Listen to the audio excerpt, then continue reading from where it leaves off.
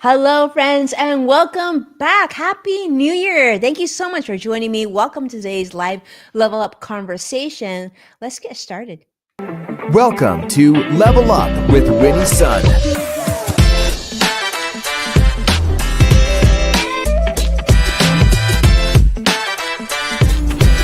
Award-winning financial pro.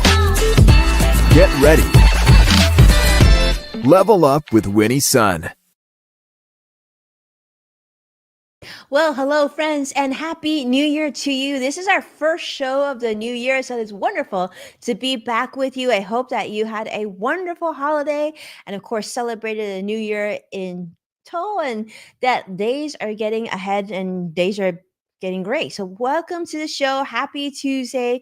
Those of you who are brand new to the show, welcome. I'm Winnie, your host, an award winning financial pro, a Forbes contributor, and a CNBC council member and contributor. And we are streaming here live on many different social media platforms. Jump in, introduce yourself, say hello. Let's start. Let you know how the market's doing. I wish I had better news. It's kind of an icky day in the market. Dow's currently down 248 points. Nasdaq's down 396. Ouch. S&P 500 is down 73 as well. So overall, pretty negative. We're talking about a little bit more than half an hour left before the market closes. So probably today's going to end up in a down day. That being said, everything is long term, right? And if you're not sure whether this is going to affect things like your retirement planning and things like that, definitely make a point to review how you're invested just to make sure you're on track for the year. Now, speaking of things to do for the year, I want to make sure that this is on your radar because it's something that I've been doing and I hope that you will consider doing as well. And that is to try and maximize your retirement savings for 2025. Now, if you didn't know already, the IRS did make some changes on your 401k and IRA contribution limits in the positive, meaning that you can contribute more if you're able to. So for 401ks, the contribution limit now has increased to $23,500, up from $23,000 last year. That gives you an extra $500 that you're able to save towards your retirement. Now, for those of you who are over the age of 50, you can actually add an additional $7,500 for your catch-up contribution, which allows you to contribute a total whopping $31,000. Now, the IRS has even added what they call a super catch up provision, which means if you're at the age between the ages of 60 and 63, very specific there, you can actually add an additional $11,250, which lets you contribute a whopping $34,750 for this year. Now, for if you're wondering you have to do that in one lump sum, you definitely don't need to. 401k, 403b, you can definitely add it month to month, have your employer make that contribution pulled out of your paycheck. And that way you sort of set it and forget it and you're saving towards the future. So that's a great idea. If you don't do it already, definitely look into that if you can, right?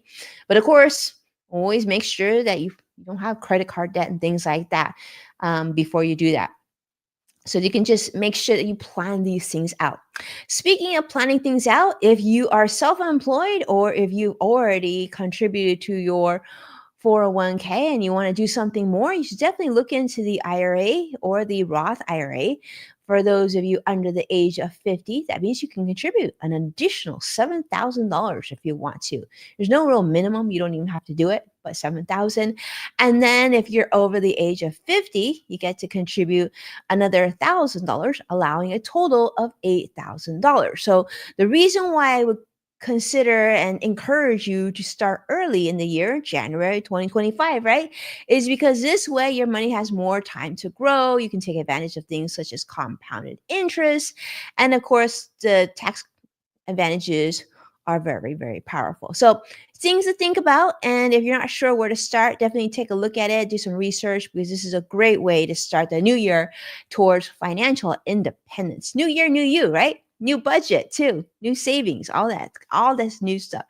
Speaking of things that are new, whenever you kick off the year, well, that means something big. And I know that many of you miss our dear friend Greg Nibbler from In the Loop, which I think If you're here listening, we might be doing something together very soon again. So we'll keep you posted on that. But yes, beginning of the year means January, and January also means a big thing in Las Vegas in the world of CES, and CES standing for the Consumer Electronics Show, one of the biggest, geekiest, nerdiest, most fun, most exciting shows of the year, taking over Las Vegas this week. And it actually, CNET shares some of the cool things. Highlights from CES 2025, including something called the Disk Space TV, which is a battery powered suction cup mountable TV. I thought this was really cool. Now, this now eliminates the need for drilling, and this is great for those of you who rent. It starts at about $1,500 for a 27-inch model TV, which is certainly not cheap at all, considering how much you can get a standard 27-inch TV nowadays. But it does offer some flexibility, it offers portability as well, since it's battery powered, and it's something you can kind of move around. But I mean, I'm sure there's a need. Maybe, you just want to bring your TV with you. Maybe you're a gamer. I don't know, but could be useful. But those suction cups, wow, pretty expensive. I'm just wondering if somebody's going to come up with a solution where they can like use a DIY option, right? They'll use a less expensive TV, bring their own little battery pack thingy to power the TV, and then they'll like somehow attach suction cups on it. I guess they're pretty powerful suction cups, so the bill will go ahead and just stick your TV on somewhere. I wonder if they would actually stick on all walls. Questions I have. So I can have. Hello, Joshua, CrossX Fighter, joining us on YouTube Live. It's great to see you here. We're just talking about some of the things that are on CES's show. They're also talking about Samsung introducing a stretchable screen. This is cool. It's a 2D display that stretches to create a 3D effect, which offers the potential for immersive media experiences. That is really cool. And there's all these really cool things for your home. Like we're showing new vacuum cleaners and new things that could actually, like new refrigerators that could even scan what's in your refrigerator to figure out what's going old, or if something needs like replacing, or if you're just out of milk. It'll like let you know and save you time. So I do think we're seeing a lot of usable technology, even this thing called a circular ring Gen 2, which is this new smart ring. It's going to cost about a little less than $400 at $380, and it's going to detect different things. Like it's almost like a very discreet health monitor alternative to smartwatches, you're saying. So speaking of smartwatches, they got those too.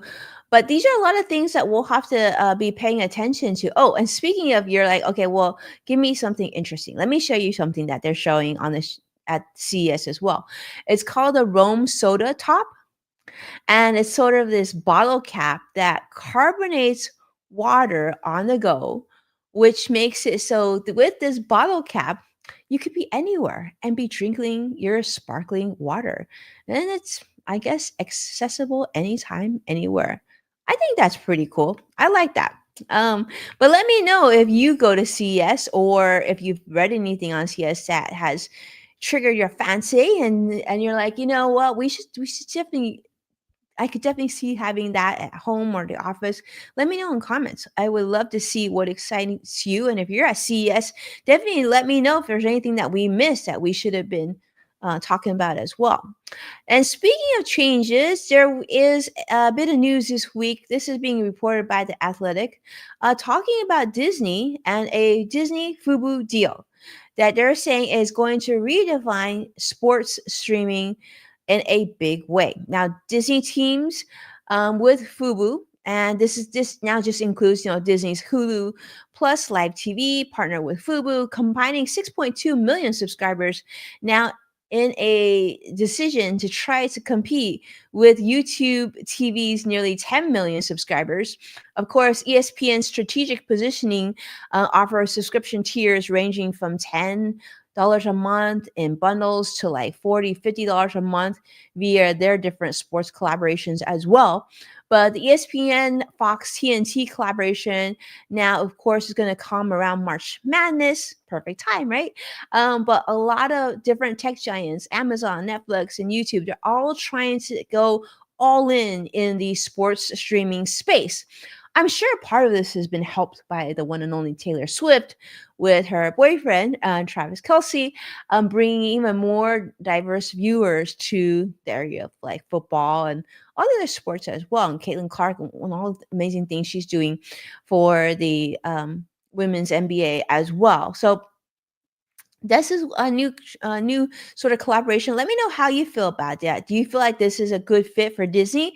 Do you feel like this is going to increase their market share, or do you think maybe they should do something else? Definitely, if you have an opinion on that, put it down in the comments. Love to see what you have to say about that.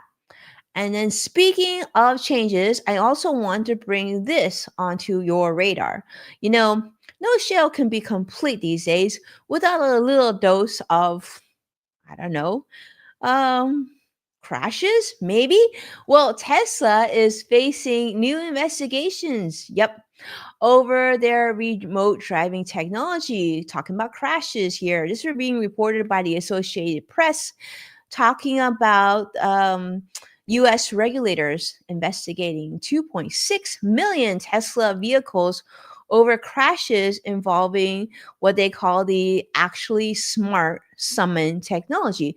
I've actually seen this before. Let me know if you've ever seen this. There's one time we went to a restaurant with the kids, right? And we are waiting. We're waiting. I think we're waiting to go into the restaurant. And then or to get seated at the restaurant. But then there was a family waiting, and they literally were standing on the curb and they were summoning their Tesla to come over to pick them up. And I was thinking to myself, that seems so dangerous, right? But it came surely, slowly. But fortunately, at that time, the parking lot was very, very quiet, not a lot of people, and it sort of worked okay. But now they're saying there's been a lot of cases where there's been a failure to detect hazards. So the National Highway Traffic Safety Administration, or NHTSA, reported that Tesla vehicles failed to detect posts, parked cars, and this resulted in crashes due to, they're saying, insufficient reaction time for users to stop the vehicle, a lot of times on their app, right? So Tesla is accused of not reporting some of these accidents involving their autonomous technology on public roads, which is required by regulators.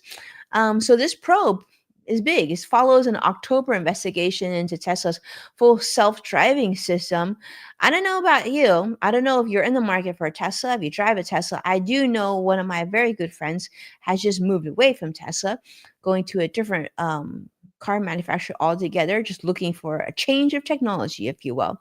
But yes, this is, they're saying, this is a big deal. And then so we'll see how this unfolds. But of course, we do know that in like a couple weeks here, there'll be a change in presidency. And we also know that Elon Musk is now BFFs with our upcoming president. So I don't know. Do you think that'll change things? Do you think that'll mean less regulation, or still going to be the same?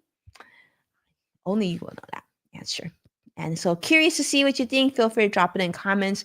And speaking of the new administration, there's also changes occurring there. The New York Times has reported this week that Meta, parent company of Facebook, is going to stop fact checking, as it now is aligning with the Trump administration, and they're shifting to more to a moderate approach, they're saying. So this is the end of fact-checking programs. Meta will now discontinue third-party fact-checking on their programs, including Facebook, Instagram, and Threads, to more of a user-driven notes, similar to how X has it, formerly known as Twitter. And this is aligning with the Trump presidency. So the policy does change and reflects their efforts to align with President-elect Trump, highlighting also that they're donating $1 million to his inauguration fund. This was being shared in the article as well. And of course, Mark Zuckerberg has cited the decision as a return to Meta's roots of free speech, saying that it may lead to an increase in bad stuff, but it'll reduce accusations of censorship, which they think is more important. So again, curious to see how you feel about that. You like it? You don't like it? I don't know. I do like when there is some sort of fact checking, because with so much news coming in and out, it's kind of hard to keep track.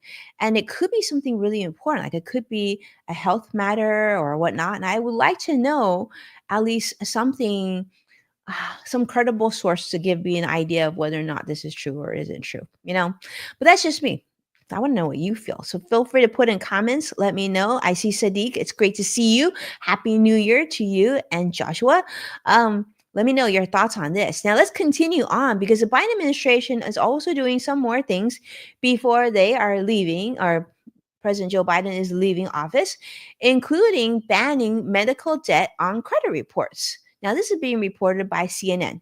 So, what this means is if in the past, if you have medical debt, well, this would be reported or could be reported on your credit report. But the Biden administration has now finalized a rule which bans medical debt from credit reports, which eliminates $48 billion in bills affecting 15 million people. So this is a lot. A lot of people have medical debt. And now, consumers with medical debt on their records could see an average increase in their credit scores of about 20 points. So that's pretty significant, which could help a lot of Americans have more access to things like loans and mortgages. And it could be like car loans. It could be if your credit score is better, it also improves your likelihood of, be able to rent property or things like that. Anyhow, the rule now prohibits lenders from using medical devices like wheelchairs as collateral, and they also bar repossession on non payment as well. Now, exceptions do apply for loans specifically tied to medical expenses, though. That is one exception. But many lawmakers and credit agencies are arguing that the rule could undermine financial risk assessments and, of course, weaken the accuracy of credit reports. I mean, if they have medical debt, could that mean that they're less financially solvent? So advocates, of course, are saying that this is great and this will prevent unfair penalties for healthcare costs, which they say would help millions in securing housing, cars, small business loans, and things like that. But there are some states that are going to continue to implement programs to wipe out billions in medical debt for low and middle income residents, being supported by the American Rescue Plan Act, including states such as North Carolina. So we'll see how that goes. We'll continue to keep you updated, but it looks like this new rule will be effective in about 60 days. So if you have medical debt and it's impacting your credit score, definitely something to check out in about 2 months. See if your credit score improves, and maybe that's the reason that I got better. And speaking of changes, I also want to share with you this because this I thought was pretty cool. This is being shared by the U.S. Food and Drug Administration this week, their press team, if you will. The FDA has now just announced that new guidance on using artificial intelligence or AI to support regulatory decisions about drug and biological product safety, effectiveness, and also quality. Now, of course, they realize, and I'm sure you do as well, that AI is here to stay. It's not going to slow down and go away. If anything, it's just going to continue to evolve. So they need to have some sort of safeguards in place. They want to promote innovation, but they want to make sure it's safe. So the FDA commissioner has said that with results of AI, that they need to be regulated responsibly and that they can transform clinical research, and they can accelerate medical product development while maintaining rigorous scientific standards. Because I think you would agree, like if you're sick and you go to the hospital and you need someone to take care of you, and the doctor is working so many different cases and so many different illnesses, that having AI at a doctor's fingertips could be potentially very, very helpful, but it could also be harmful if the information that comes back is inaccurate. So this is something that FDA is very much aware of and wants to make sure that they do right. They said that since 2016, over 500 regulatory submissions included AI components already, using AI for tasks such as predicting patient outcomes and analyzing large data sets and understanding disease progression. And in fact, they're saying the focus on an AI model credibility. With this in mind, the framework does prioritize just to ensure that trust in AI models for specific applications is going to be there. And it advises sponsors on defining the context of use and actually and the conducting of credibility assessments to make sure that they receive valid model outputs. We want to make sure everything's safe and then it makes sense and then it can be used not only temporarily but that it's sustainable, and that way people can benefit from these advancements. So this is a great way that AI can work, but more importantly, we want to make sure it's done correctly, right? And speaking of all things correctly, I see a lot of comments coming in. Sadiq is saying it's not AI, it is machine learning. Okay. Um, it's not AI, it's machine learning. AI is its commercial name. All right. Well, we'll call AI for now, Sadiq, just because I think most of us are familiar with AI. But you're right. Machine learning, that makes sense too. Well, let's take a look at the market currently. Dow's still down 235 points. Nasdaq's currently down 378. Improved a little bit, but not much. S&P 500 also improved a little bit, but still negative, down about 69 points. Thank you so much, my friends, for being a part of today's first New Year's Day Level Up edition. We're going to have a lot of fun shows and guests coming for this year. So definitely stay close, stay tuned. We'll be updating those shows wherever you found out about today's, of course. Do me a favor, hit that like and subscribe to stay updated on all the latest new episodes. And if you want to ever catch past episodes of Level Up, you can definitely check out NASDAQ, Amazon Fire, Samsung, LG, and Roku. And of course, wherever you're joining me live from right now. And we're sharing an episode online, tag at Winnie Sun, so I can give you a future shout out on a future show. Thank you so much, Joshua and Sadiq, for your support. And we'll see you very soon again, I'm sure sometime this week. Take care, be well. Take care. Bye-bye.